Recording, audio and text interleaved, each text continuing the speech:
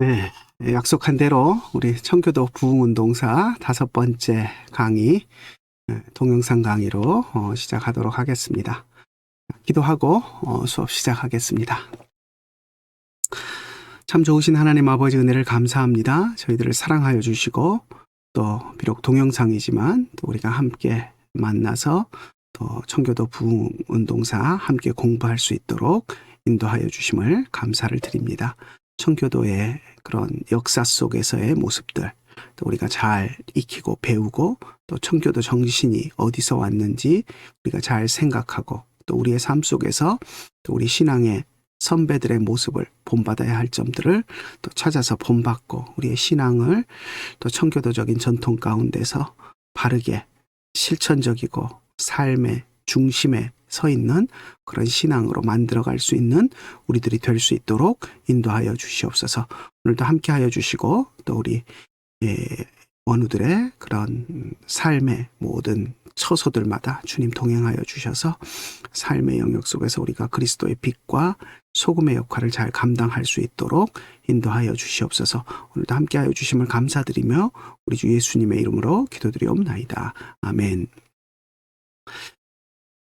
네, 우리 카톡방에 올려드린 PPT 파일, PPT가 아니고 PDF죠.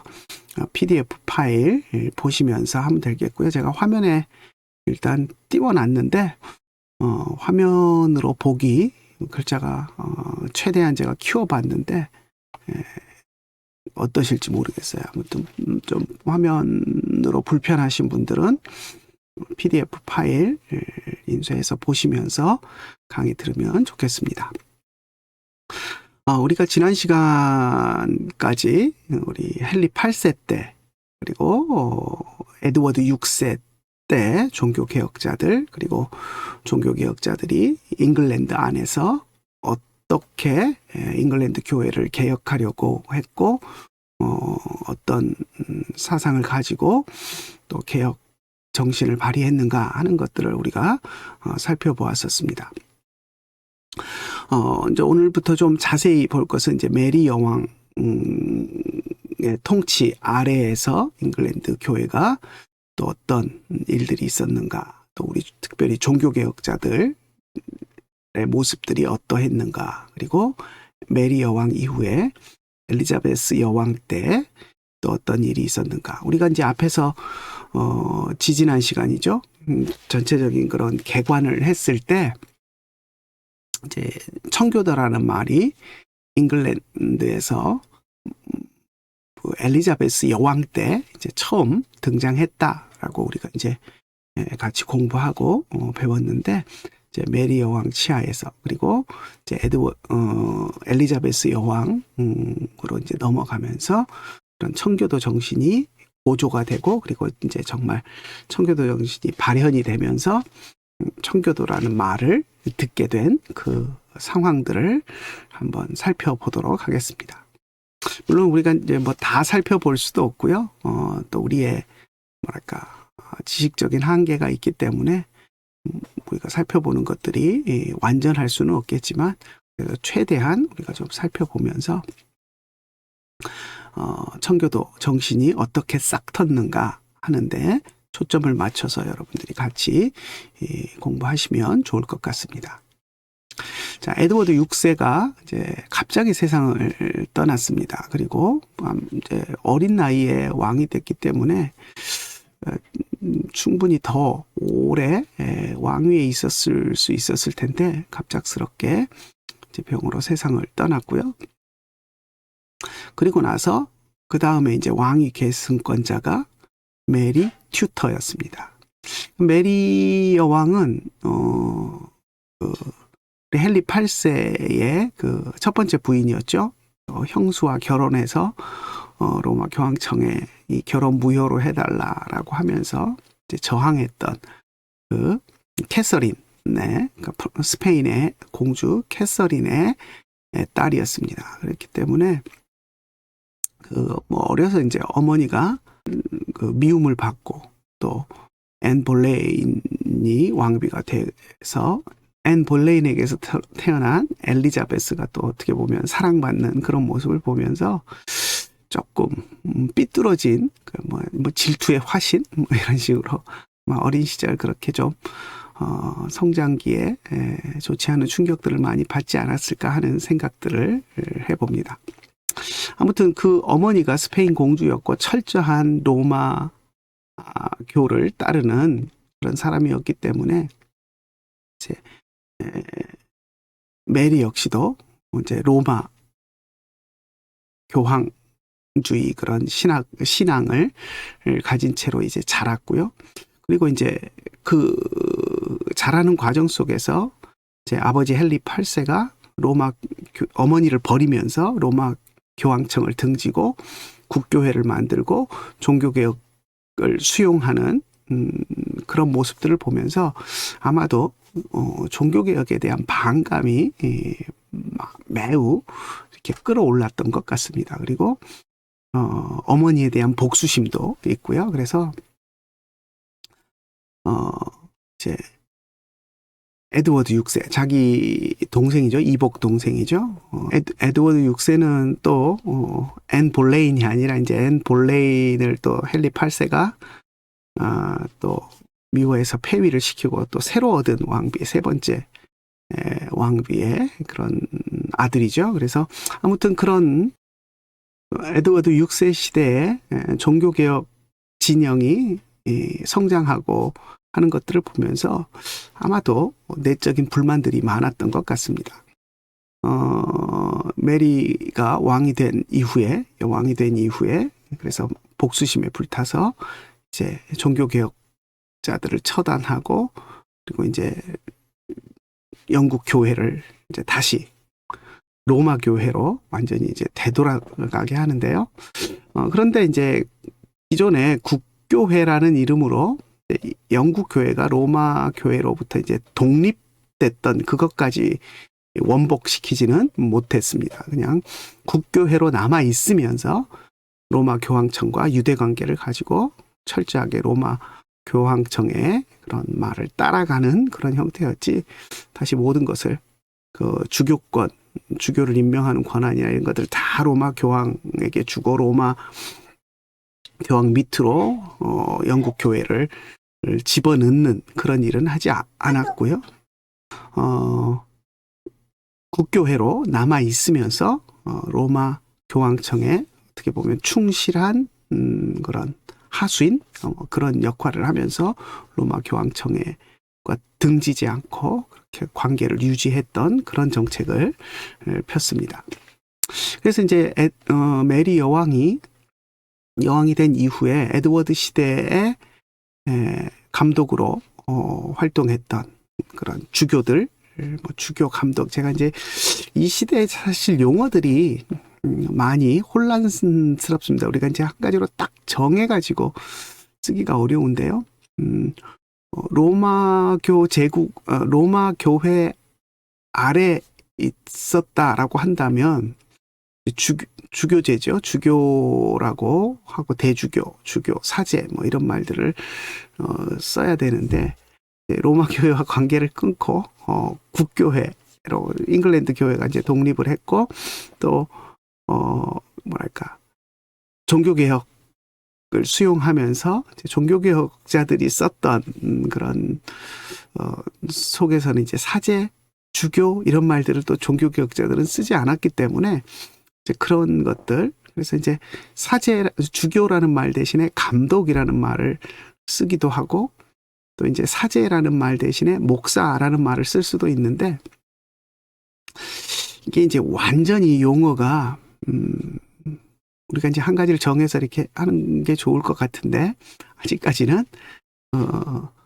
그런 로마 교회의 잔재들이 계속 남아 있고 또 그런 형태대로 주교제 시스템에 의해서 움직이고 완전히 또 종교개혁 정신에 의해서 주교제를 버리고 어떤 종교개혁적인 그런 교회 시스템을 갖추거나 그러질 못했기 때문에 이게 과도기적이라 이것을 주교라고 부르기도 하고 때로는 감독이라고 부르기도 하고 또 때로는 사제, 때로는 목사, 그러니까 이제 뒤에도 나오겠지만 뭐 궁정 목사 이런 표현들을 쓰기도 하다가 그게 이제 사제제도 그 주교제도 하에서 궁정 목사 이렇게 표현하기가 또 좀 어색한 부분이 있습니다. 그래서 이제 좀 용어가 지금 약간 좀 저도 그렇고 혼란스러운 부분이 있는데 아무튼 주교나 감독이나 뭐 이제 같이 여러분들이 좀 생각하시면 되겠고요. 그래서 국교의 감독 또 주교로 활동했던 그런 에드워드 시대에 임명받고 활동했던 그런 종교개혁자들은 대부분 메리 여왕 때 그 직위가 해제되고 또 감옥으로 보내지고 했습니다. 그리고 앞에서 보았던 에드워드 6세 시대의 그 인물들 우리가 이름만 짧게 살펴보고 지나갔었죠. 존 후퍼, 니콜라스 리들리, 휴 라티머, 뭐 토마스 크랜머 이런 모든 사람들이 다 감옥에 갇혔다가 처형됐습니다. 이 사람들 그 죽은 연도를 보면 전부 다 이 메리 여왕의 통치한 3년째 되는 1555년, 1556년 이때 이제 다 숙청돼서 화형돼 죽는 그런 모습들을 보는데요. 아무튼 그만큼 메리 여왕 때 종교개혁 진영에 있던 많은 감독들, 목사들 다 숙청되었고요. 그래서 그런 숙청을 피해서 또 많은 종교개혁자들, 목사 또는 뭐 사제라고 부를 수도 있고 그것이 아직 용어가 정이 안 됐으니까 그래서 유럽으로 망명하는 그런 모습들을 봅니다. 이게 이제 두 번째 문단에 보면 메리 여왕 통치 아래서 런던의 감독이 된 보너라는 사람이 있습니다. 이 보너, 에드문드 보너인데요. 보너라는 사람은 이제 메리 여왕의 어떻게 보면 충실한 하수인으로서 정말 잔혹한 역할을 감당했던 사람입니다. 뭐 메리 여왕이 직접 칼 들고 이렇게 사람들을 숙청하고 그러진 않았지 않습니까? 그러니까 명령을 해도 그 밑에서 이제 책임자로서 실행하는 그런 사람이 있어야 하는데 그 역할을 이 런던의 감독이었던 보너라는 사람이 감당을 했습니다. 그래서 우리가 이제 메리 여왕을 향해서 메리 여왕이 잔혹하게 종교개혁자들을 화형시키고 숙청하고 하는 일을 했기 때문에 메리 여왕을 우리가 블러디 메리, 뭐 피의 여왕 메리라고 이제 부르는데 이 보너 역시도 메리 여왕과 똑같이 블러디 보너라는 별명을 얻었습니다. 그러니까 얼마나 피비린내 나는 그런 숙청을 자행하고 그 앞에서 칼을 휘둘렀는가 하는 것들을 우리가 알 수 있고요. 그래서 아무튼 오늘날은 불명예스럽죠. 그 당시에는 이제 절대 권력을 가지고 많은 사람들 앞에 군림하면서 사람들을 죽이고 하는 그런 권력자로 등장을 했을 텐데 영국 런던의 감독이었던 이 보너라는 사람이 메리와 함께 피의 보너라는 블러디라는 별명을 얻었습니다. 이런 것들을 보면 우리가 참 잘 살아야 될 것 같아요. 죽고 나서 참 우리에게 붙여지는 그런 칭호들, 뭐 우리가 역사 속에서 아무에게도 인상을 주지 않고 조용히 사라져 갈 수도 있지만 그래도 우리를 아는 사람들이 우리가 떠난 뒤에 뒷자리에서 우리를 어떻게 부르는가 하는 것들 또 뭐 우리가 죽지 않더라도 우리가 살아있을 때 우리의 후배 목사들 또 우리의 후배 신앙인들이 우리를 어떻게 평가하고 우리를 어떻게 부르는가 하는 것들이 참 우리가 좀 염두에 두고 살아야 될 것 같습니다. 물론 남의 눈치 보면서 신앙생활하고 하는 것들은 아니지만 그래도 정말 우리의 모습들을 모든 사람들이 지켜보고 있고 우리가 하나님 앞에서 신앙생활을 물론 하지만 우리 신앙의 후배들에게 또 우리 자녀 세대들에게 부끄럽지 않은 그런 신앙의 모습을 보여주고 또 사라져 가야 된다라는 그런 생각을 해봅니다. 아무튼 별명도 참 중요한 것 같습니다. 별명이 우리의 삶을 또 대변해주는 역할들을 하기 때문에요. 넘어갑시다. 자, 개혁자들 가운데 이제 많은 사람들이 박해 칼을 피해서 이제 유럽으로 망명을 했고요. 그래서 이제 유럽으로 망명한 가운데 많은 사람들이 갔던 도시가 쥐리히, 바젤, 스트라스부르크 이런 이제 도시들이고요. 프랑크푸르트로도 많이 갔습니다. 그리고 제네바로도 가고요.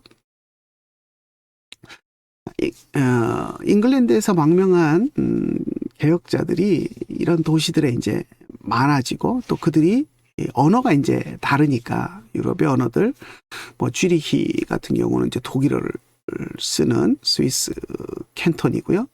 그리고 뭐 바젤, 스트라스부르크 이런 데도 이제 다 독일어권이고 프랑크푸르트도 그렇고 제네바는 프랑스어권이죠. 그러니까 언어들이 다 다릅니다.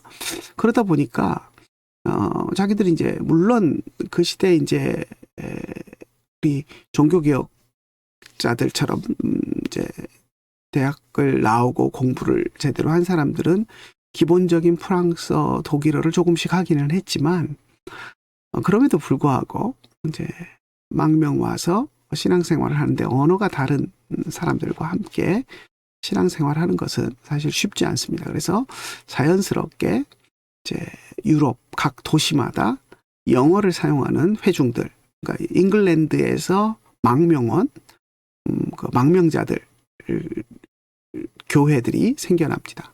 난민교회라고 표현하기도 하고요. 망명자들 교회라고 표현하기도 하는데 아무튼 그런 망명한 사람들이 영어라는 언어를 사용해서 예배드리는 공동체들을 만들게 됩니다.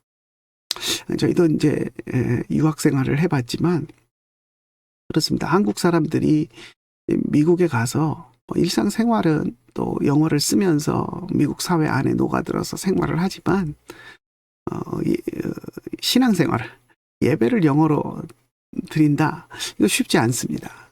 그래서 일상생활을 하는 것과 신앙생활을 또 예배를 영어로 드리고 신앙생활을 영어로 하는 것은 또 다른 문제인데요. 그래서 일상생활에서 영어를 아무 특별한 문제 없이 사용하면서 생활하는 사람들도 신앙생활할 때는 한인교회로 모여서 이제 한국말로 예배하고 물론 이제 2세들은 영어가 더 익숙해져 버린 모국어가 돼버린 이제 2세대들은 영어 문화권에 또 녹아들어서 미국 교회에 출석하기도 하고 하지만 우리 1세대들은 한국말이 훨씬 더 익숙한 1세대들은 영어를 아무리 잘해도 한인교회 머물면서 한인 공동체에서 신앙생활하는 것처럼 망명자들 역시도 이제 수가 적으면 그게 불가능할 텐데 이제 망명한 사람들의 수가 많다 보니까 독립된 그런 공동체들을 만들어서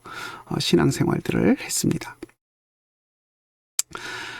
자, 이제 그 가운데서 한 군데 여기 이제 마지막 부분에 섹소니 지역에 갔던 사람들이 정착하지 못하고 섹소니에서 쫓겨난 사건이 하나 있어서 제가 여기에서 이제 여기다가 써봤는데 루터의 공제설, 성찬 이론 가운데 이게 섹소니는 독일이고 루터가 이제 루터의 종교개혁 세력이 강한 지역이지 않습니까? 그런데 이제 이들이 가서 신앙생활을 하면서 루터의 그런 공제설, 성찬 신학을 받아들이지 않았기 때문에 그것을 따르지 않았기 때문에 그곳에 섹소니 주민들로부터 배척당하고 쫓겨났다라는 그런 이야기도 있습니다. 그러니까 같은 개혁 진영인데도 불구하고 난민들이 들어왔을 때 신앙의 박해를 피해서 신앙을 지키기 위해서 온 사람들이 이런 성찬 신학에 있어서 칼빈주의를 따르니까 아무래도 그 쯔윙글리의 기념설이나 칼빈의 이제 영적 임재설, 상징설 이런 것들을 이제 따르는 청교도 그 잉글랜드의 종교 개혁자들이 많았는데 루터의 공제설을 철저하게 따르던 이 섹소니 지역에서는 이들을 배척해서 받아들이지 않고 쫓아냈다라고 하는 그런 사건들도 있습니다. 참 신학적인 배타성이라는 것이 참 얼마나 무서운가 하는 것들을 보게 되는데요. 같은 사실 성찬 이론, 이 신학이라는 것이 정말 그렇게 배척하고 또 신앙의 자유를 찾아온 사람들을 다른 곳으로 쫓아낼 만큼 중요한 문제인가 하는 것들은 우리가 다시 한번 생각해 볼 필요가 있는 것 같은데, 물론 이제 잭슨이 이 지역의 신앙인들에게는 그게 그만큼 중요한 문제로 다가왔겠죠. 그러니까 이제 그렇게 했을 텐데, 아무튼 오늘날도 우리가 이제 사실 그렇지 않습니까? 여러 신앙의 다양한 교단들이 우리가 섞여서 한 사회 속에서 커뮤니티 안에서 우리가 살아가는데, 물론 이단들은 우리가 배척하고 해야 되겠지만 신앙적인 그런 신학의 색채가 조금 다르다라는 이유로 너무 배척하고 미워하고 하는 것들이 우리에게는 없는지, 그런 것들도 우리가 한 번쯤은 좀 생각해 봐야 될 문제가 아닌가 싶습니다. 아무튼 이 섹소니 지역에서는 잉글랜드 종교개혁자들이 정착하지 못한 이유가 공제서를 따르지 않았다라는 이유 때문이었고요. 자, 그 프랑크푸르트에서 또 이 영어 회중들 사이에 좀 분란이 있었습니다.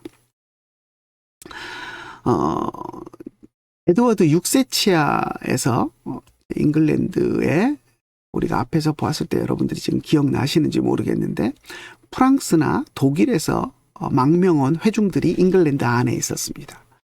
그러니까 이제 독일이나 프랑스에서도, 물론 프랑스도 이제 프랑스와 2세 박해가 있었기 때문에 이제 프랑스에서도 많이 넘어왔고요. 그리고 아마도 독일에서 망명 온 사람들은, 제가 이제 지난 시간에 왜 독일에서 잉글랜드로 망명을 왔을까 하는 것 좀 의문이 있다라는 거 이제 수업하면서 말씀드렸던 것이 기억이 나는데, 지금 생각해 보면 독일에도 이제 칼빈주의 신앙을 받아들인 사람들이 있거든요. 이 앞에서 지금 루터의 공제서를 따르지 않았다는 이유로 섹소니 지역에 정착하지 못하고 지금 이 잉글랜드 국교의 망명자들이 지금 배척을 받았고 쫓겨났지 않습니까? 정착을 하려다 쫓겨난 것을 보면 독일 안에 루터란 신학을 따르지 않고 분명히 이제 독일에도 칼빈주의 신학이 들어가서 칼빈주의 신학을 따르는 사람들이 있었을 텐데, 그런 사람들은 같은 자기 고향에서도 환영받지 못하고 배척을 받았던 것 같습니다. 그래서 이제 그들이 바다를 건너서 영국으로 망명하는 일들이 있었는데, 그들도 이제 메리 여왕이 등장을 하면서 에드워드 6세 때는 종교개혁 신앙을 천명하고 또 그 신앙을 보장해줬고, 또 그들이 와서 독일어권 교회, 프랑스어권 교회를 만들었을 때 국교회가 직접 간섭을 안 하고, 너희들은 이민자들 교회니까 국교회에 정해진 그런 통일령이나 기도서 이런 것들, 예배 모범을 따르지 않아도 된다, 너희들이 독자적으로 신앙생활을 해라 하는 그런 인정을 받아서 신앙생활을 했었는데, 메리 여왕이 집권을 하게 되면서 이들도 핍박의 대상이 되었습니다. 그래서 이들도 이제 유럽으로 또 망명을 하게 되는데요. 그래서 이들이 이제 먼저 망명해서 프랑크푸르트에 이제 정착해서 프랑스어를 사용하는 회중들이 프랑크푸르트에 정착을 해서 이제 그 교회를 이루고 있는 그런 상태였습니다. 그런데 이제 또 잉글랜드에서 영어권, 그러니까 국교회에 속했던 잉글랜드 사람들이 또 와서 이곳에 이제 정착을 하려고 했는데요. 그때 이 프랑스어권 회중들이 영어를 사용하는 이제 망명자들을 향해서 우리가 한 교회를 이루자라고 이제 제안을 합니다. 그래서 따로따로 언어가 달라서 이제 예배를 같이 드리기는 어렵지만 우리가 이미 먼저 정착해서 예배 드리는 교회 건물이 있고 우리가 모이는 그런 이미 체제를 갖춰놓은 것이 있으니까 너희들도 우리와 신앙을 같이 하고 시간대를 달리해서 예배당을 사용하면서 우리가 한 공동체로서 힘을 보태 나가자라고 제안을 합니다. 그러면서 제안하는 것이 뭐냐면 우리가 신앙 고백하는 것을 똑같이 인정하고 우리의 신앙 고백을 인정하고 너희도 그 신앙 고백을 따른다라는 것만 서명하고 우리에게 확실히 보여줘라. 그러면 우리가 하나의 공동체로서 예배는 언어가 달라서 다 따로 드리지만 하나의 공동체로서 우리가 같이 신앙생활을 해나가면 좋겠다라는 제안을 합니다. 잉글랜드 영어를 쓰는 그런 잉글랜드 국교에 속한 공동체들도 그것을 좋아했고요. 그래서 그것을 받아들입니다. 그리고는 또 거기서 더 나가서 자신들이 잉글랜드에서 사용하던 기도서, 예배 모범, 그러니까 헨리 6세 때 만들었던 기도서를 일정 부분 수정하는 결단도 보여줍니다.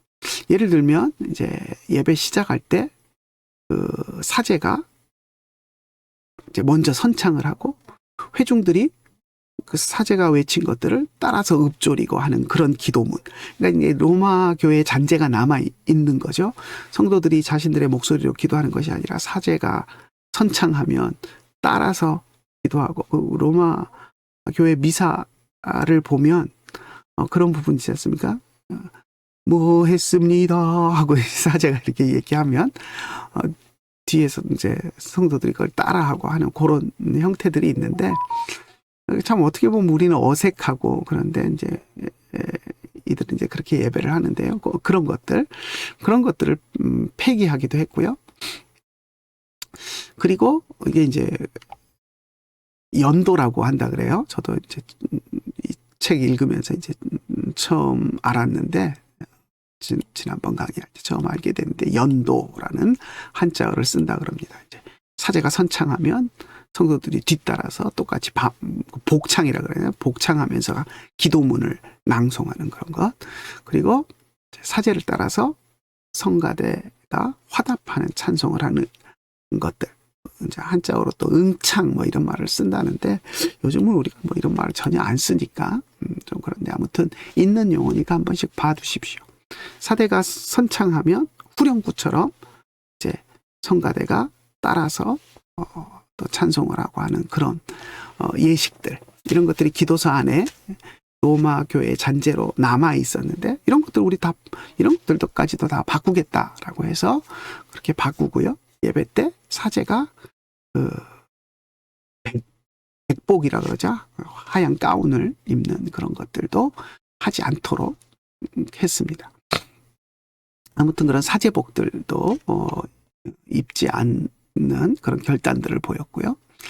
자, 그런데 스트라스부르크에서는 이제 이렇게 서로가 잘 프랑스어권 그 개혁자들과 잉글랜드의 그런 영어권 개혁자들이 마음이 잘 맞아서 이렇게 한 마음이 됐는데 그 소식을 들은 이제 다른 지역의 영어권 그러니까 잉글랜드에서 망명 와서 다른 지역에 정착한 종교개혁자들이 이것에 대해서 불만을 표시합니다. 그래서 취리히나 스트라스부르크 이런 다른 도시에 망명한 잉글랜드 국교에 속한 영어권 성도들이 반발하면서 왜 에드워드 6세가 만든 기도서를 사용하지 않느냐. 그걸 사용하지 않으면 우리 잉글랜드 교회가 하나 되는 것을 잃어버린다. 그것을 사용하지 않는 교회는 기도서를 사용하지 않는 교회는 잉글랜드 교회로 볼 수 없다라고 하면서 심각한 우려를 표현하고 반발을 합니다. 그래서 이제 이런 부협화음이 일어나니까 이제 제네바의 종교개혁자 칼빈이 이 상황을 좀 해결해 보려고 조안 낙스와 토마스 레버라는 사람을 이제 보내서 이제 이 문제들을 조율을 좀 해보려고 합니다. 그런데 이제 뭐 쉽게 이 문제가 해결되지 않았고요. 낙스가 이제 워팅엄이라는 사람이 있는데, 이 워팅엄이 그 프랑크푸르트 안에 있는 영어회 중에 이제 지도자 역할을 하고 있는 그런 사람이었습니다. 이 워팅엄과 함께 이제 에드워드 6세의 기도서 이것을 칼빈에게 좀 평가해달라. 이것이 종교개혁적으로 종교개혁 신앙에 맞는 것인지 포함해달라고 이제 부탁했고요. 칼빈이 이제 그것을 살펴보고서 이제 평가를 하는데요. 많은 우매한 것들이 들어있다. 불필요한 것들이 포함되어 있다라고 평가합니다. 하지만 그것들은 잉글랜드 교회의 역사적인 상황 속에서 고치기 어려운 부분이었다라는 것은 이해한다라고 상황적인 것들을 칼빈이 또 이해하는 측면도 표현을 합니다. 그러니까 로마 교회 아래에 있다가 독립을 하면서 많은 성도들이 로마 교회의 기존에 있던 그런 예배 형태나 이런 것들을 쉽게 버리지 못했기 때문에 또 그런 상황 속에서 이 어리석고 우매하고 불필요한 요소들을 완전히 다 개혁하지 못했던 그런 것들은 상황은 충분히 이해가 간다라고 이제 표현을 했고요. 하지만 그래서 이제 그런 상황에서 고쳐지기 어렵고 또 그래서 묵인되고 했던 것으로 보이지만 종교개혁 신앙에는 맞지 않는다고 분명하게 이야기를 했습니다. 그래서 이제 낙스 같은 경우는 칼빈의 의견을 따라서 그렇다면 이제 수정된 기도서를 만들자. 그래서 이제 프랑크푸르트뿐만 아니라 유럽의 망명원, 잉글랜드 교회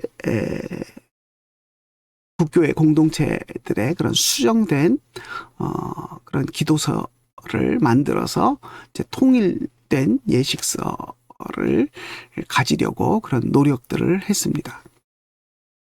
그런데 이 일이 순조롭게 진행되지 않았습니다. 이제 가장 큰 방해되는 요소는 여기 이제 나오는 그 콕스 박사죠.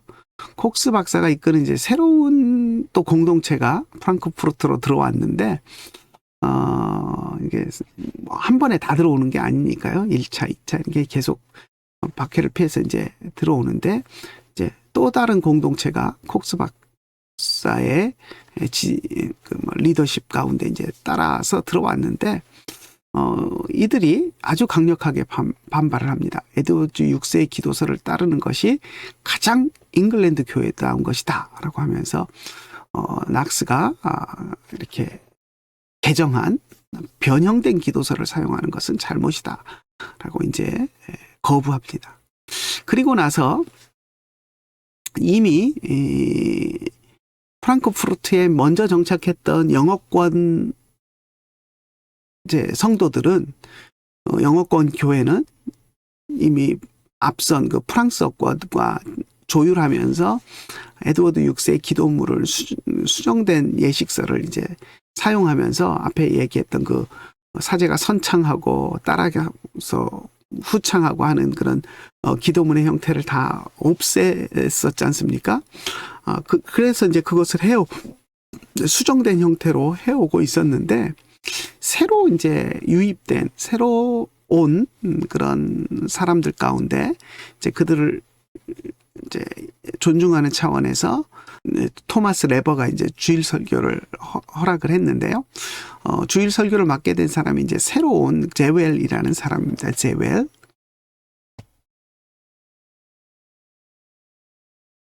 그래서 토마스 레버는 낙스와 함께 이 문제를 이제 중재하기 위해서 칼빈이 파견이라고 해야 되나요? 이제 그 부탁해서 이제 중재자로 보낸 사람이었는데, 그래서 이제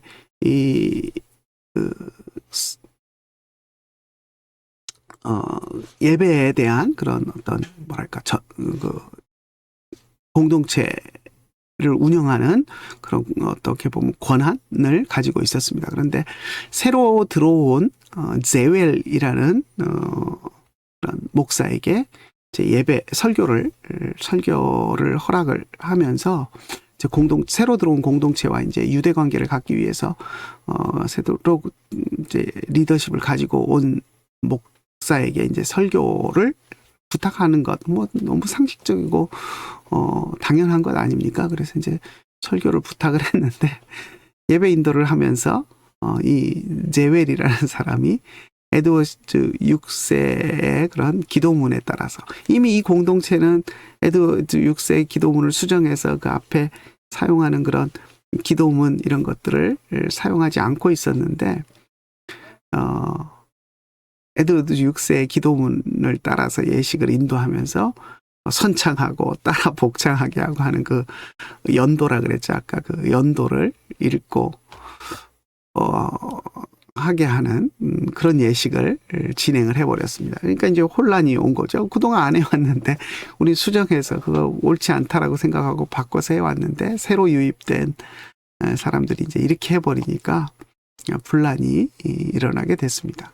더욱이 이 콕스를 따르는 사람들이 이제 새로운 기도서를 도입하려는 낙스를 아주 강력하게 반대하면서 아주 정치적인 그런 음모까지도 벌이게 됩니다.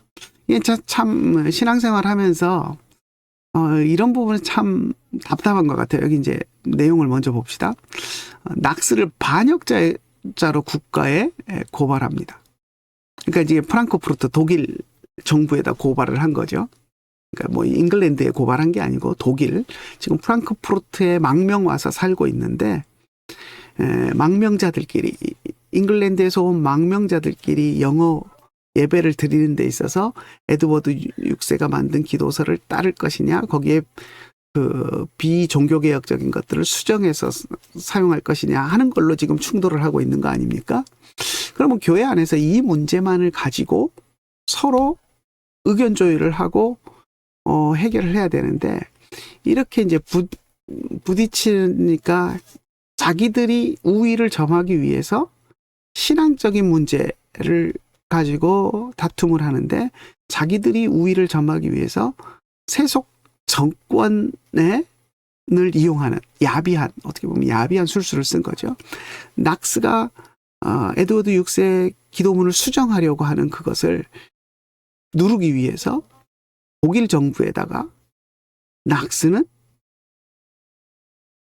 반역자다라는 고발을 합니다. 그 중에 하나가 낙스가 예전에 썼던 책 가운데 이제 그리스도인에게 준 훈계 뭐 이런 제목의 책이 있는데, 거기서 독일 황제를 네로에 빗대어서 이제 독일 황제가 종교개혁을 박해하고 하는 그런 모습을 네로에 빗대서 적그리스도다라고 이제 표현했던, 그리스도의 적이다 뭐 이렇게 이제 표현했던 그것을 찾아내서, 그 문구를 찾아내서, 봐라, 낙스가 옛날에 독일 황제를 욕했었다. 낙스의 책에 독일 황제를 그리스도의 적이라고 비난했던 사람이다. 이거는 반국가적인 행동이다. 라고 하면서 낙스를 고발을 했습니다. 그것 때문에 낙스는 독일에 있을 수가 없게 됐습니다. 그래서 결국 프랑크푸르트라는 도시가 독일에서 이제 영향력이 있는 도시인데, 그 도시의 시장이나 도시를 운영하는 그 영주나 이런 사람들이 황제 눈치를 안 볼 수가 없거든요. 근데 황제에게 고발해가지고 그런 반역자로 지목이 된 사람을 프랑크푸르트에 계속 머물게 한다는 것은 자기들이 또 영주나 이런 시를 운영하는 당국자들이 독일 황제를 대적하는 것으로 비춰질 수 있기 때문에 가차없이 낙스를 이제 프랑크푸르트에서 추방하게 됩니다. 모르겠습니다. 이런 사건을 통해서 그들이 에드워드 6세의 기도서를 계속 사용하려고 하는 그 세력들이 프랑크푸르트에서 우위를 점하게 됐을지는 모르겠지만, 이것은 신앙적으로 볼 때 그것은 절대 옳지 않은 행동입니다.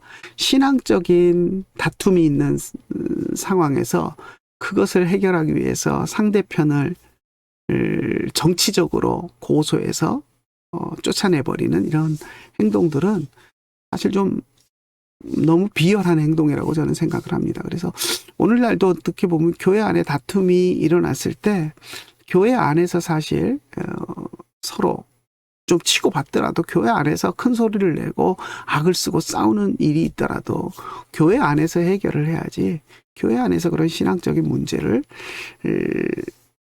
해결해 나가는데 자기들이 우위를 점하기 위해서 전혀 신앙적인 문제와 상관없는 다른 것을 가지고 정치적으로 세상에 고발해서 그 사람들을 제압하려고, 상대방을 제압하려고 하는 이런 행동들은 하나님 앞에서 결코 올바른 행동이 아니다라고 생각을 합니다. 아무튼 우리 인간들은 다 그런 것 같아요. 그런데 이제 자기들이 우위를 점하기 위해서 야비하고 비열하게 정치적인 수단을 사용하는 그런 모습을 볼 수 있고요.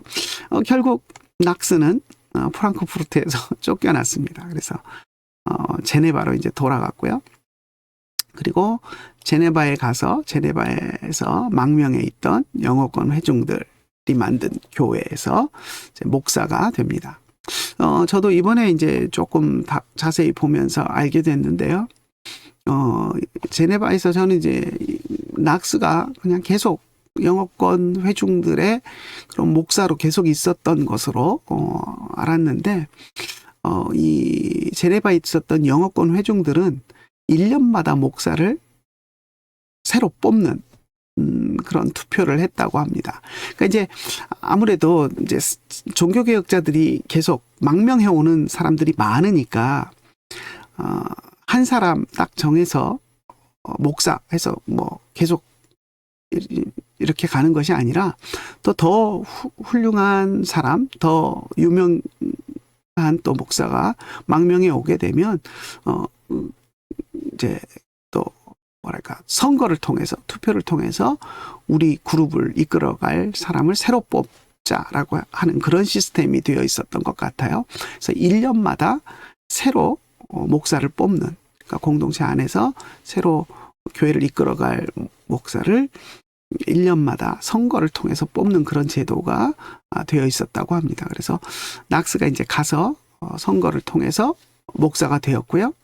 그리고 이듬해에는 낙스가 또 스코틀랜드를 잠시 방문할 일이 있어서 사임을 하고 떠나갔었고, 1년 후에 스코틀랜드에 있던 아내와 함께 다시 돌아와서 또 다시 이제 목회자 투표에 나가서 이제 크리스토퍼 굿맨이라는 사람과 함께 이제 재선출되어서 또 목사로서 활동을 했고, 또 뭐 1년 후에 또 선출을 했을 때 또 됐겠죠. 이제 제가 아는 한 계속해서 떠날 때까지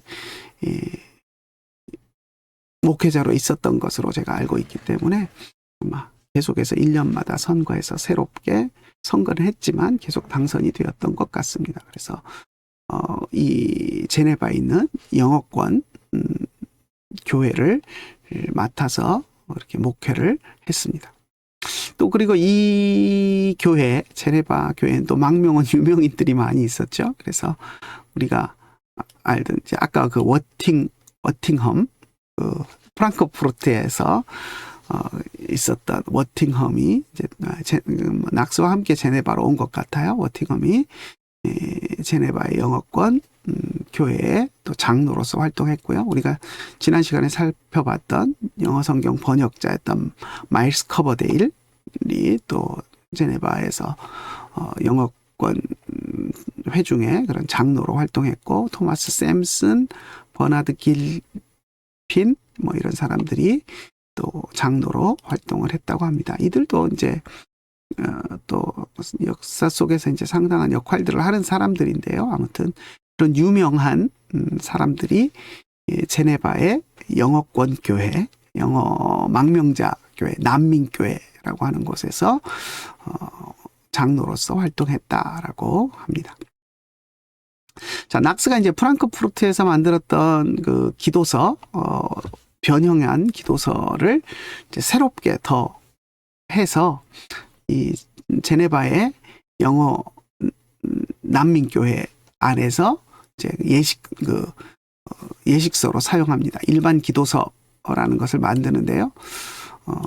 이게 이제 어떻게 보면 약간은 교회 헌법 형식이고 또 교회 법이면서 예식서이면서 교회를 어떻게 운영해 갈 것인가 하는 그런 내용을 담고 있는 책입니다. 그래서 여기 보면 영어로 보면 Book of Common Order라고 되어 있습니다. 이 order라는 말이 우리 이제 장로교 헌법 이런 거 얘기할 때 헌법이라는 의미로 Constitutes of Presbyterian Church 뭐 이렇게 이야기하기도 하지만 또 그냥 Book of Order 이렇게 해서 Book of Order of the Presbyterian Church 뭐 이렇게 표현하기도 합니다. 그래서 Book of Order 그러면 order라는 말이 교회 헌법을 가르치는 말로도 사용되거든요. 여기서 Book of Common Order라는 말은 우리가 이제 일반 기도서 이렇게 이제 번역을 해오는 전통이 있지만 사실 기도서 그러면 우리는 기도문이나 써 있는 책처럼 보이잖아요. 그래서 이 번역은 참 잘못된 번역인 것 같은데 아무튼 전통적으로 이렇게 이제 써왔기 때문에 그냥 놔두겠습니다. 그런데 이게 이제 단순한 기도서가 아니라 단순한 예배 예식 어떻게 따라서 하는가 예식만 있는 것이 아니라 교회 시스템 전체를 교회 정치 체계까지도 이제 이야기하는 뭐 목사는 어떻게 뽑고 장로를 어떻게 뽑고 하는 그런 내용까지도 포함되어 있는 헌법에 준하는 것으로 보면 더 맞을 것 같습니다. 저도 아직 이 실체는 보지 못했습니다. 한번 학자로서 한번 살펴보고 이제 평가를 해야 되는데 그러지 못해서 여러분들에게 조금 미안한 마음이 있기는 한데 아무튼 이 제목만을 볼 때 오더라는 커먼 오더라는 말을 든 것을 볼 때 단순한 예식서는 아닌 것으로 보입니다. 자, 제네바에 있는 그래서 망명자 교회를 위해서 이것을 이제 사용을 했고요. 자, 이 책의 서문에서 낙스가 이런 말을 했다고 합니다. 에드워드 6세에 있는 기도서에서 일부 의식과 전통들을 왜 뺐는지 그리고 그 이유를 친절하게 잘 설명을 해서 기도서를 사람들이 거부감 없이 받아들일 수 있도록 그렇게 했다라고 이야기를 하는데요. 이 기도서는 이 이제 예식서 Book of Order, Book of Common Order는 스코틀랜드 기도서, 스코틀랜드의 그런 이제 또 예배 모범 또 정치 형태 이런 것들을 만들 때도 이것이 나중에 기초가 되었습니다. 그래서 나중에 이제 낙스가 스코틀랜드로 돌아가서 이제 스코틀랜드 장로교 체계를 세워가는데요. 그 역할에 중요한 밑거름이 되었던 것이 바로 이 제네바 영국 난민교회에서 사용했던 이 Book of Common Order라는 이 기도서, 일반 기도서로 번역되는 그 내용이었다라는 것을 생각하면 좋을 것 같고요. 자, 그리고 이제 우리가 그 제네바에 있는 영어 회중을 생각하면 꼭 생각해야 될 것이 하나 있습니다. 제네바 바이블인데요. 여러분 제네바 바이블이라고 들어보셨습니까? 우리에게는 좀 생소할 수 있는데요. 제네바에 있는 이 영국 망명자 교회, 난민교회 성도들이 힘을 합쳐서 제네바 성경이라는 것을 번역을 합니다.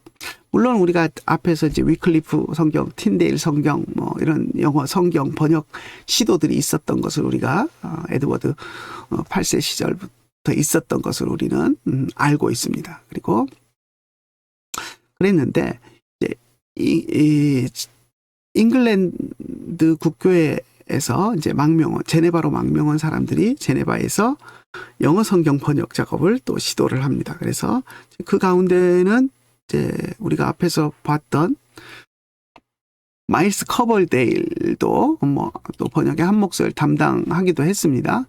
그래서 그런데요. 아무튼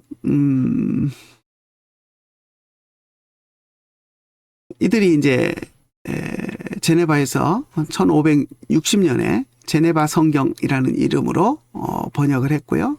그리고 이 망명했던 사람들이 이제 나중에 메리 여왕이 죽고 엘리자베스 1세가 이제 왕위에 올랐을 때 잉글랜드로 돌아가서 거기서 이제 자기들이 전에 번역했던 제네바 바이블을 본격적으로 출판을 합니다. 그래서 이제 잉글랜드에서 본격적으로 출판된 것이 이제 1571년인데요. 이때부터 모든 이제 청교도들이라고 우리가 이제 불러도 좋을 것 같아요. 청교도들의 열렬한 환영을 받게 됩니다. 모든 개혁자들이 이제 엘리자베스 여왕 시절부터 이제 본격적으로 우리 개혁 세력들이 이 영국 국교회 안에 이제 주도적인 역할을 해 나가는데 이 개혁 신앙을 가지고 있던 사람들로부터 열렬한 환영을 받습니다.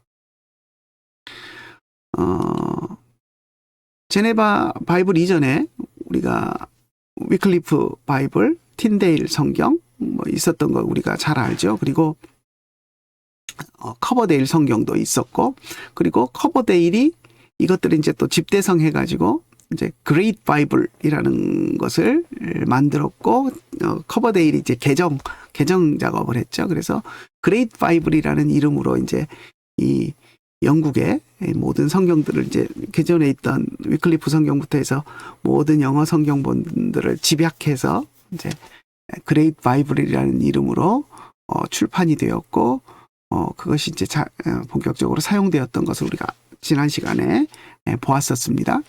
자, 그런데 이 그레이트 바이블이 있었지만 이것을 다 대체하는 그런 어떻게 보면 이제 영어 공동체들에게 있어서 잉글랜드 교회 안에서 대표적인 성경으로 자리 잡게 된 것이 제네바 바이블이었습니다.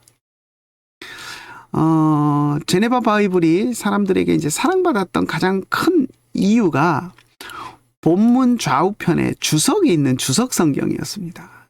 어떻게 보면 주석 성경의 가장 시초다 뭐 이렇게 이야기할 수도 있을 것 같은데요. 그런데 그 주석에는 정통 칼빈주의적인 견해에 의한 주석들이 들어가 있었습니다. 칼빈주의 신학과 교리에 충실한 성경 주석이 담겨 있어서 칼빈주의 신학을 따르는 많은 개혁자들, 우리가 이제 청교도라고 부르는 그 개혁자들에게 사랑을 받았고요. 그래서 모든 가정들에 다 한 권씩 비치되어 있고 그 성경을 가지고 가정 예배를 드리고 하면서 아버지가 성경을 읽고 자녀들에게 성경을 가르치고 하는 그런 가정용 성경, 또 교회에서 사용하는 그런 성경으로 제네바 성경이 인기를 받았습니다. 그래서 한간에는 제네바 성경이 모든 영국 사람들을 칼빈주의자로 만들었다라고 하는 말이 있을 만큼 제네바 성경이 이 당시에 엘리자베스 여왕 시대에 부터 해서 이제 영국에 아주 엄청난 영향력을 행사하게 되는 것들을 보게 됩니다.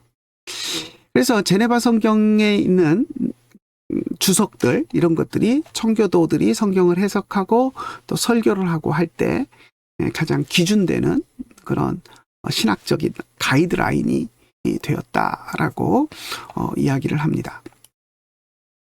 사실 이런 성경의 역할이 참 중요합니다. 그래서 이제 저도 몇 해 전에 용인에 있는 칼빈 신학교 강의 갔다가 서점에서 제가 이제 샀던 성경이 하나 있는데 그게 뭐냐면 박윤선 주석 성경이었습니다. 여러분, 박윤선 박사님은 한국의 장로교 신학의 어떻게 보면 초기 가장 거물이라고 이야기할 수 있는 분이죠. 이제 그분 성경 주석이 이제 초기 우리 목사님들이 대부분 그분 주석으로 또 성경 연구를 했고 설교를 했었습니다. 그러니까 한국 교회 안에 어떻게 보면 보수 신학에 딱 기틀을 다졌다라고 할 수 있는 그런 분인데요. 저도 이제 저희 아버지 보던 박윤선 박사 주석 전집이 서가 있습니다. 뭐 낡아서 이제 막 먼지가 풀풀 나고 하지만 잘 보존해 놓고 또 필요하면 찾아보기도 하고 하는데 그걸 다 일일이 모두 보기는 힘들거든요. 그런데 한 권의 성경으로 네, 우리 사용하는 개역 개정 성경을 가지고 옆에 그 주석 성경을 해서 그 박윤선 주석에 있는 핵심되는 내용들만 이렇게 해서 추려서 이제 주석 성경을 만들어 놓은 것이 있어서 관심을 가지고 하나 사서 제가 자주 보지는 못했지만 이런 건 필요하다 싶어서 이제 샀던 기억이 있는데 아무튼 그렇게 핵심되는 주석들이 있는 칼빈주의 신학을 따르는 사람들에게 한번 생각해 보십시오.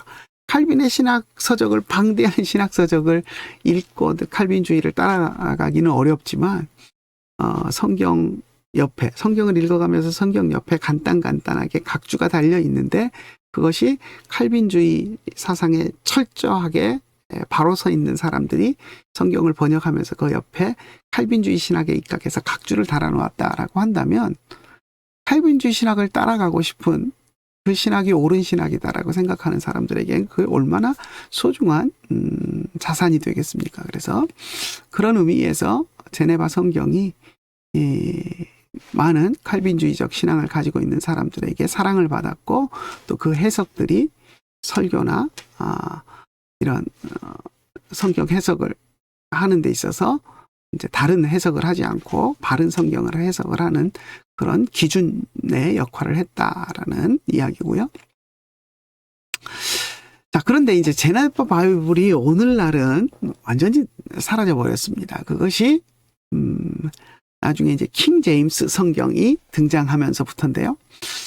이것도 이제 정치적인 참 뒷이야기가 있습니다. 만약에 킹 제임스 성경이 너무너무 좋은 성경이어가지고 제네바 바이블을 대체할 만큼 자연스럽게 제네바 바이블이 이전에 있던 그레이트 성경을 대체했던 것처럼 그건 누가 뭐 강제한 것도 아니고 기존의 성경을 쓰던 것이 있었지만 제네바 바이블에 너무 탁월한 것이 인정되어서 모든 사람들이 제네바 바이블로 갈아탔다면 그건 아무 문제가 되지 않습니다. 그런데 제네바 바이블이 사라지고 킹 제임스 성경이 영어권 성경에서 이제 주도적인 역할을 하게 된 데에는 그 비하인드 스토리가 있습니다. 어떤 이야기냐면 제네바 바이블 안에는 아까 주석이 담겨 있다 그랬지 않습니까? 칼빈주의 주석. 그런데 거기에 보면 칼빈이 이제 초기에는 왕에게 순종해야 된다. 박해 가운데도 왕은 하나님이 주신 권위이기 때문에 순종해야 된다. 이런 이야기들을 많이 했었는데 이제 후기로 가면서 신앙을 위협하는 폭군들에게는 대항할 수 있다라고 하는 그런 신앙 입지를 이제 강조하게 됩니다. 워낙 프랑스에서 프랑스와 1세의 박해로 프랑스의 개혁주의자들인 위그노라고 우리가 부르는데 위그노들이 박해를 너무 많이 받고 또 많은 사람들이 죽어나가는 것을 보면서 하나님이 주신 그런 왕권이라고 할지라도 하나님을 섬기는 것을 방해하고 하나님을 대적하는 그런 폭군에 대해서는 대적할 수 있다라고 하는 그런 해석을 칼빈이 합니다. 그래서 이제 이것을 뭐 우리가 이제 폭군 방벌론 뭐 이렇게 부르는데요. 이제 그런 해석들이 이 제네바 성경 난하주의 주석에 이렇게 써 있습니다. 그래서 예를 들면 출애굽기 1장인가요? 2장인가요? 거기에 보면 1장이죠. 출애굽기 1장 여기 제가 써놨네요. 출애굽기 1장 9절에 보면 이집트 산파들이 애고방 바로의 명령에 불복해서 히브리인들이 낳는 아들들을 살려줍니다. 아들을 낳으면 다 죽여라라고 했는데 뭐 아버지 이미 낳았어서 못 죽였습니다. 이런 핑계들을 거짓말을 하면서 왕명을 어기죠. 이런 것들에 대해서 이제 이 제네바 성경 난회주에는 그것을 옳은 일로 이제 해석을 해 놓았고요. 그래서 또 아사 왕이 우상 숭배를 이유로 어머니를 폐위시킨 것 이런 것들에 대해서도 잘한 일이다. 사실 그렇잖아요. 왕이 자기 어머니 대왕 대비 아닙니까? 대왕 대비를 함부로 폐위하고 할 수 있습니까?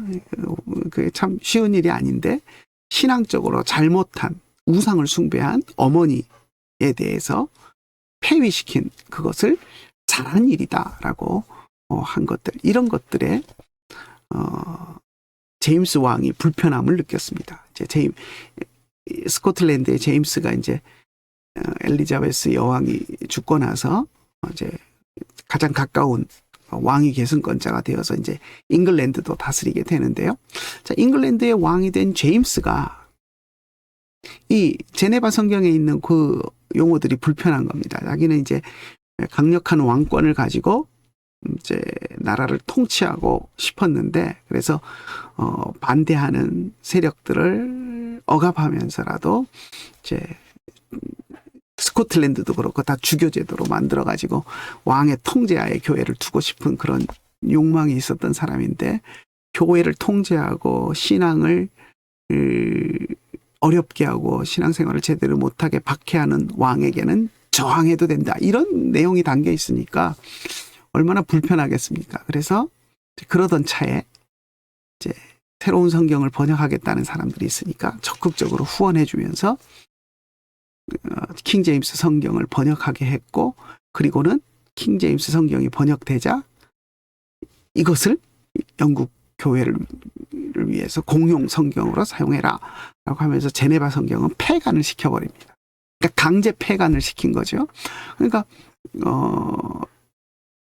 참 출판을 금지시켜버리는 이런 것들은 정상적으로 킹 제임스 성경이 너무 좋아서 제네바 성경을 대체하게 되었다 그런다면 아무 문제가 없겠지만, 왕이 정치적인 목적을 가지고 자기가 불편한 내용이 있는 성경은 출판을 금지시키고 새로운 성경 번역을 그것을 공식 영어 성경으로 그렇게 만들어가는 과정에서 제네바 성경이 폐간이 되고 역사의 뒤안길로 사라졌다라고 하는 것은 참 슬픈 이야기입니다. 자, 그런데 이제 제가 마지막 한 번 더 넣었는데요. 오늘날 보면 여러분 가운데 거기에 뭐 쏠려가는 사람이 없겠지만 가끔 가다 보면 신학생들 가운데도 그것을 따라가는 사람들이 있어요. 그래서 뭐냐면 킹 제임스 성경만이 사탄이 변개하지 않은 유일한 성경이다. 그래서 그 이송호 씨인가요? 그 침례교 목사로 알고 있는데, 한글 킹 제임스 성경을 출판을 했죠. 영어 킹 제임스 성경을 한글로 번역한. 그러면서 뭐 다른 성경, 한글 성경은 다 사탄이 변개한 잘못된 성경이고, 킹 제임스 버전 성경에서 번역한 한글 킹 제임스 성경만이 참된 성경이다, 이런 말도 안 되는 주장을 하는 사람들이 있습니다. 여러분 생각해 보십시오. 원어 성경에서 영어로 번역을 하고 영어 번역에서 다시 한글로 번역하고 번역을 2번 합니다. 번역을 한 번 할 때도 오류가 상당히 많아지는데 번역을 2번을 했는데 얼마나 많은 오류가, 번역적인 오류가 있겠습니까? 번역하는 사람들 사이에 유행하는 말이 있습니다. 뭐냐면 번역은 반역이다. 번역을 어쩔 수 없이 하기는 하지만 결국 번역이 반역이다. 잘못된 내용을 정확히 전달하기가 어렵다. 그만큼 어렵다는 것을 번역자들이 이제 우스갯소리로 하는 말인데요. 그런데 원어에서 영어로 된 것을 다시 한국말로 번역하는데 2번 번역을 할 때는 원어에서 바로 한국말로 번역할 때보다 오류가 더 많아질 수밖에 없습니다. 그런데 그렇게 2번, 2차 번역을 한 것을 오류가 없는 성경이다 라고 주장하는 것은 너무 어거지스러운 주장이고요. 그리고 자기가 번역한 것을 오류가 없는 성경이다, 유일한 오류가 없는 성경이다, 이렇게 번역하는 것은 너무 교만한 것 아닌가요? 저는 그렇게 생각하고요. 그리고 이 역사적인 배경, 킹 제임스 성경이 등장하게 된 역사적인 배경을 아는 사람이라면 이런 말 할 수 없습니다. 그렇지 않습니까? 번역의 주체가 됐던 제임스 왕이 정치적인 목적을 가지고 번역을 시킨 이 성경이 유일한 하나님이 인정하시는 성경이다, 이런 말은 사실 할 수 없는 말입니다. 물론 이제 번역하는 학자들이 훌륭한 학자들이고 그래서 잘 번역된 훌륭한 성경이다라고 하는 데는 동의합니다. 하지만 이것이 유일한 권위를 갖는 성경이다라는 말은 절대 말이 되지 않는 말입니다. 아무튼 그렇고요. 우리 이제 엘리자베스 여왕 시대에 종교 개혁자들에게 이제 있었던 전반적인 사상들, 아까 이제 제네바 성경에 있었던 각 주석에 들어갔던 폭군 방벌론, 이것도 물론 이제 있었지만 그 이전에 그런 폭군이라는 전제를 하기 전에 이제 모든 개혁주의자들이 가졌던 생각은 뭐냐면 국가의 법 앞에 모든 크리스찬들은 순종해야 된다라는 것을 기본적으로 가르쳤습니다. 왜냐하면 하나님이 왕의 권위도 하나님에게서 나오는 것이고 하나님이 왕에게 권위를 주셨기 때문이다라고 이야기를 합니다. 그래서 모든 크리스천들은 국가의 법 앞에 복종해야 된다라는 것을 이야기하고요. 물론 이제 거기에는 전제 조건이 있습니다. 모든 권력자들이나 시민이나 구부열 없이 다 법 앞에 평등해야 되고, 뭐 왕은 법에 복종하지 않아도 되고, 서민들은 복종해야 되고, 귀족들은 법 앞에 복종하지 않아도 되고, 이게 아니라 모든 사람들이 이 법 앞에 복종할 때 우리 크리스찬들도 법 앞에 복종해야 된다라는 것을 이야기하는 것이고요. 하지만 거기에는 권력자들이나 시민이나 구별 없이 모두가 다 복종해야 되는 것은 물론이고, 또 독재가 있는 상황도 아니고 시민들의 폭동이 일어난 상태도 아니고 하는 정상적인 상태에서의 그런 순종을 이야기를 하는 것입니다. 그리고 그런 신앙을 위협하는 그런 폭군이 폭정을 행하는 경우가 아닌 경우에는 순종해야 된다라는 것들을 분명하게 이야기를 합니다. 이게 여기 이제 굿맨이라는 사람이 그런 이제 논문을 썼다 이렇게 돼 있는데, 칼빈도 전체적으로는 그런 맥락에서 위정자들에게 순종해야 된다는 말을 처음부터 했고요. 그리고 이제 나중에 박해가 너무 심해지니까 그렇게 이제 박해하는 박해 상황에서는 우리의 신앙을 위해서 저항할 수 있다라는 말을 곁들였습니다.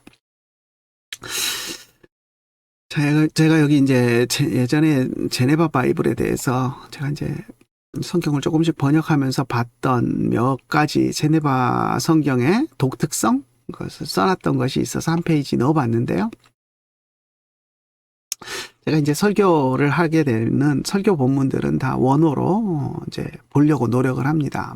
못 그럴 때도 있지만 대부분 이제 성경 본문 택한 것은 제가 다 원어로 보고 이제 개인 사역이라 그러죠. 제 개인 번역을 이제 만드는데요.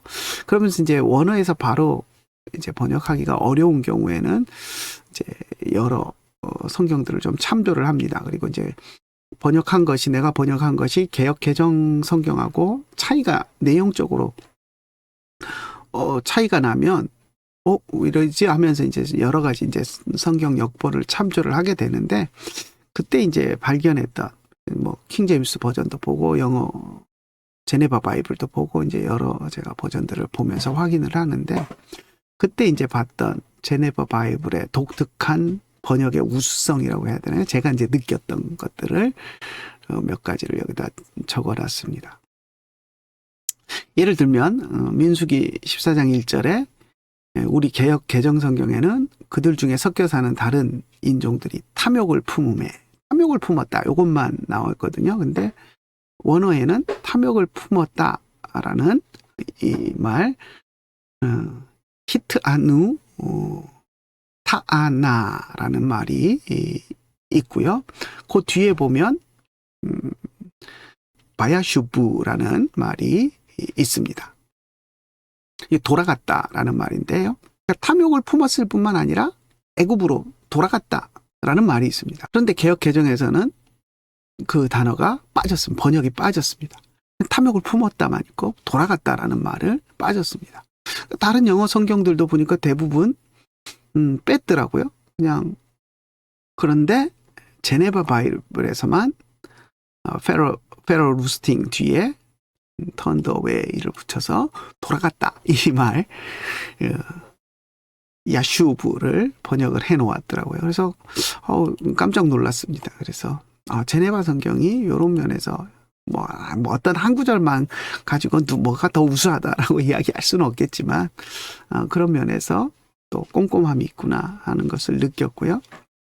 또 하나만 더 들어봅시다. 나머지는 세 번째 건 여러분이 그냥 보시고요. 두 번째 보면 라멕이 받은 벌, 창세기 4장 23절에 나오는 라멕이 받은 벌에 대해서 히브리어로 보면 시베임 베시베야라고 되어 있는데 70 곱하기 7의 의미입니다. 이게 이제 어떻게 해석하느냐에 따라서 다르게 볼 수도 있어요. 근데 이제 개역 개정에서는 77배라고만 번역을 이렇게 해놨습니다. 70 더하기 7로 이것을 이제 해석을 한 것이죠. 그래서 70 그리고 7. 그러니까 70을 더하고 7을 더한 것. 이렇게 이제 해석을 해 놓았는데, 영어 ESV나 NIV 등 다른 영어 번역본들에도 그냥 77배, 그러니까 라멕이 벌음 받은 것은 77배다. 이렇게 이제 번역을 해 놓았습니다. 근데 제네바 성경은 이것을 70 플러스 7이 아니라 70 곱하기 7로 해서 7배씩 70번.